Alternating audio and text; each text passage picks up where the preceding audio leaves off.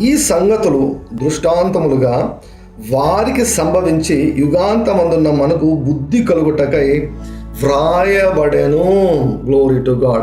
ఈ సంగతులు దృష్టాంతములుగా వారికి సంభవించి యుగాంతమందున్న మనకు ఏమి కలుగుటకు, బుద్ధి కలుగుటకై వ్రాయబడ్డాయి. ఈ సంగతులు అంటే ఏ సంగతులు? మన పితరులను గురించినటువంటి సంగతులు.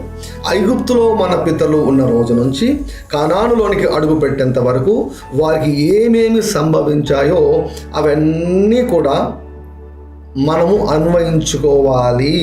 అన్వయించుకోవచ్చు. వారికి సంభవించాయి. సో వారిని చూచి మనము ఏం తెచ్చుకోవాలంట? బుద్ధి తెచ్చుకోవాలంట. సో ఈ జ్ఞానం ఎలా వస్తుందంటే, ఇశ్రాయేలుల గురించి మనం చదివినప్పుడు, ఇశ్రాయేలుల జీవితాన్ని మనము చూసినప్పుడు, కొంతమంది అంటారు పాత నిబంధన బ్రదర్ అంటున్నారు. అవును, పాత నిబంధనలో భాగాన్ని చదివితే ఏమొస్తుందంట? బుద్ధి వస్తుందంట. Hallelujah, glory to God. Thank you, Lord Jesus.